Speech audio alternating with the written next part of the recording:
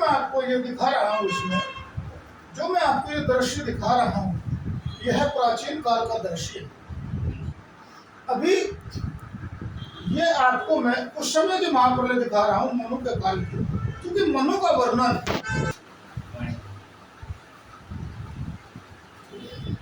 मैं आपको मनु के समय की महाप्रलय दिखा रहा हूँ। मनु के समय किस समय जो है महाप्रलय आई थी और किस प्रकार संसार जो है डूब गया था। अब मैं क्योंकि मनु और जो ऋषि है, आपको ये जो प्राकृतिक शक्ति है, देखिए किस प्रकार जमीन पर आघात करती है, प्राकृतिक शक्तियां जो हैं तो किस प्रकार जमीन को फाड़ती है। अब ये उसी समय का जो ये दृश्य है। अब इसके साथ साथ मैं आपको दिखाऊंगा कि भारत में बंबई की ओर से और दक्षिण भारत की गोवा की ओर से समुद्र भारत की ओर बढ़ रहा है। समुद्र मैं बार बार अपनी वीडियो में ये बात बता चुका हूँ, कह चुका हूँ, परंतु सरकार ने मेरी पत्रावली पर अब तक कोई ध्यान नहीं दिया है। मेरे पास साधनों का अभाव है। साधनों के अभाव के कारण मैं उन जगह पर, स्थलों पर, घटना स्थलों के आसपास, परिस्थितियों के आसपास जाने के लिए सक्षम नहीं हूँ, क्योंकि सरकार ने मुझे कोई भी उपकरण या सहायता अभी तक प्रदान नहीं की है। मैं इस वीडियो के माध्यम से, कैसेट के माध्यम से, ये फाइल जो है, जो मैंने खोज की है पृथ्वी की, महाप्रलय की, और इसके साथ साथ ऐसी भूकंप को फाड़ने वाली, भूकंप को लाने वाली, आसमान बादल को फाड़ने वाली और जो सुनामी लाने वाली जो ऐसी प्राकृतिक महाशक्तियां हैं, मैं आपको दिखाता हूं कि उन सभी का वर्णन हमारे शास्त्रों में, हमारे ग्रंथों में, हमारे पुराण के अंदर है। अब आपको आप ये कहेंगे कि ये सब काल्पनिक बातें हैं, परंतु ऐसा नहीं है। ये काल्पनिक नहीं है। काल्पनिक क्यों नहीं है? क्योंकि जो भूगोल हम पढ़ रहे हैं, जिस भूगोल को आज हम देख रहे हैं, उसमें जल थल, उसमें पृथ्वी, उसमें पहाड़, जिसको हम देखते हैं, उसी का वर्णन आज इस विष्णु पुराण के अंदर है। अब मैं आपको दिखाता हूं कि जब पुराण के अंदर किसी चीज का वर्णन है और फिर हमारी किताब के अंदर, हमारे कोर्स में भी उसी चीज का वर्णन है, तो फिर कहीं ना कहीं तो अवश्य कुछ तो है। ये बात बड़े तजर्बे से और बड़े अध्ययन करने के बाद ऐसी महाशक्तियों की खोज की गई जो पृथ्वी को फाड़ती हैं या बादल फाड़ देती हैं। और ऐसी ही महाशक्तियों के कारनामे और उनके द्वारा किए गए ऐसे प्रकार के कार्य जो उन्होंने किए हैं, मैं आपको जो है दिखा रहा हूँ। अब आप इन सब को देख सकते हैं और देखने के बाद आप जो हमारे पुराण हैं उसको पढ़ सकते हैं, वेद को पढ़ सकते हैं, और उसको पढ़ने के बाद में आप सबको ये पता चल जाएगा कि ऐसी घटनाएं भारत में क्यों हुई है। अब मैं आपको आगे दिखाना चाहता हूँ। अब मैं जो प्राचीन काल की जो हमारे जो वर्णन है, प्राचीन काल के वर्णन है, तो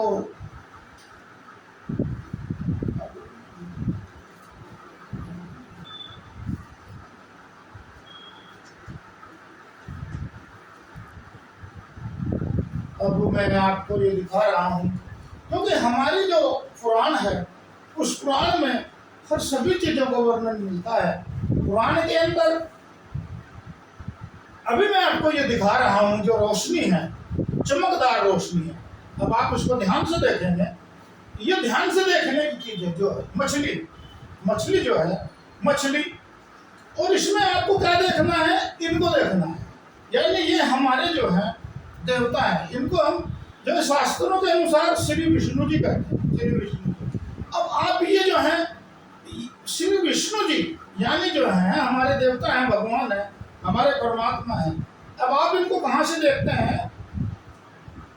हाँ, ये अब इनको मैं आपको दिखाता हूँ। ये आपको मछली के उसमें दिखाई देते हैं, मछली के। ये देख लीजिए यहाँ पर, ये मछली की आकृति में से ऐसे ही श्री विष्णु जी जो है, इन लोगों को ये ऐसे चमके यहाँ से। अब श्री विष्णु जी का वर्णन क्योंकि आप जानते हैं, आप हिंदू हैं, मैं आपको याद दिलाना चाहता हूँ कि पूर्णमासी के दिन, चतुर्दशी के दिन सत्यनारायण की कथा लगभग सभी हिंदुओं के घर में होती है। उसमें श्री विष्णु जी का वर्णन होता है। इसके अलावा मैं आपको दिखाता हूँ कि श्री विष्णु जी का वर्णन जब आपके बच्चों के शादी करते हैं, उनके फेरे फेरे जाते हैं, तो वहाँ श्री विष्णु जी के जो मंत्र बोले जाते हैं, वहाँ भी उनका वर्णन होता है। ब्रह्मा जी का वर्णन होता है, ब्रह्मा जी के मंत्र बोले जाते हैं। तो अब हमको देखना क्या है, हमारे जो देवता हैं, देवियां हैं, वो हमारे पूर्वज की समान है, हमारी एक महाशक्तियां हैं अंतरिक्ष की, हम उनको महाशक्तियां कहेंगे, शक्तियां कहेंगे। ये सभी जो है ये अंतरिक्ष की महाशक्ति है, अंतरिक्ष की महाशक्ति। भारत के पुराणों में, वेदों में, महाभारत काल में, रामायण काल में ऐसी महाशक्तियां बार बार पृथ्वी पर आई हैं। उदाहरण के लिए आप कहेंगे कि कहाँ आई है, तो मैं आपको दिखाना चाहता हूँ। आपको इलेक्शन लड़ने के अलावा और कार्य है ही नहीं, तो मैं आपको दिखाता हूँ। श्री विष्णु जी, श्री विष्णु जी भारत में कई बार उन्होंने पृथ्वी पर पैर रखे। मनु के समय में जब महाप्रलय आई थी, तो मनु के समय में भी श्री विष्णु जी पृथ्वी पर आए थे भारत में। श्री रामचंद्र जी विष्णु जी का ही एक रूप है जो अयोध्या में प्रकट हुए, अयोध्या में आए थे। अयोध्या तो आप सबको जानते हैं। अयोध्या में श्री रामचंद्र जी कौन है? श्री रामचंद्र जी श्री विष्णु जी के ही तो अवतार हैं। और इसके बाद मैं आपको बताता हूँ रामायण आदि का युग हुआ।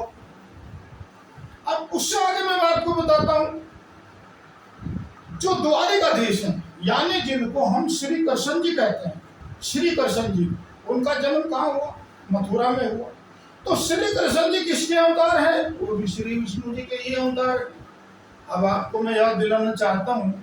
इसके बाद आप चलती दो बातें आपके पास में मैं सीधी बताना चाहता हूँ कि श्री रामचंद्र जी और उनके बाद श्री कृष्ण जी, दोनों विष्णु के अवतार जो हमारे भारत में ही उत्पन्न हुए। यानी ये दोनों क्या चीज है? भगवान। हम इनको भगवान कहते हैं, वास्तव में भगवान है। लेकिन अब मैं आपको बताना चाहता हूँ जो हमारे देवतागण हैं उनकी बार बार उत्पत्ति, वो बार बार पृथ्वी पर भारत में सबसे ज्यादा प्रकट हुए हैं। भारत के अंदर किसी भी वर्ल्ड में, किसी भी संसार, किसी भी देश में माननीय जो हमारे विष्णु जी हैं या ब्रह्मा जी हैं, रामचंद्र जी हैं, चाहे आप जो हैं कृष्ण जी को ले लीजिए, भारत को छोड़कर अन्य किसी भी देश में प्रकट नहीं हुए। रामचंद्र जी जो थे रामायण के युद्ध में, राम के युद्ध में रामचंद्र जी और रावण का युद्ध हुआ, तो रामचंद्र जी विष्णु के अवतार हुए। अब आप कहेंगे कि मैं आपको वेश बता देता हूँ, उसका आधार क्या है? आधार है, मेरा तात्पर्य है जो आज संसार दुखी है, कोई मर रहा है, हाहाकार मच रहा है, लूट फिसाद हो रही है, पेट में चाकू मारे जा रहे हैं, और आपको मैं आप लोगों को बता रहा हूँ पूरा अत्याचार किया जा रहा है, जिसके जो जी मार रहा है हो रहा है, और इसके साथ जुल्म हो रहे हैं, समुद्र बढ़ रहे हैं, भीषण आपदाएं आ रही हैं, और भीषण आपदाओं में मनुष्य की दुर्गति हो रही है, खत्म हो रहा है, मर रहा। ये सभी आपदाएं क्या हैं? और ये कौन है? हमारी आपदाएं और हमारे देवता। अब हम इन दोनों में अंतर पैदा करेंगे। अब इस अंतर को हम कहां ले जाएंगे?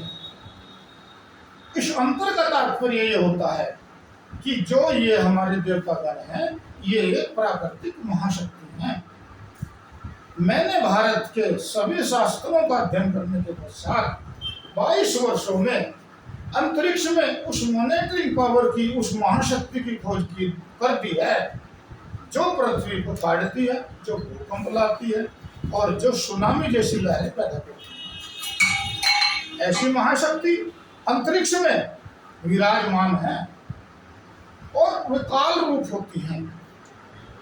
इसलिए मैं आपको ये दिखा रहा हूँ और ये समझा रहा हूँ, जिससे सरकार बहुत जल्दी इस बात को समझ ले और मुझे वैज्ञानिक उपकरण उपलब्ध कराए और सुविधाएं उपलब्ध कराए, ताकि मैं इस संसार में जो दुर्गति हो रही है मानव की, वह इस खोज के माध्यम से धीरे धीरे समाप्त कर दी जाएगी।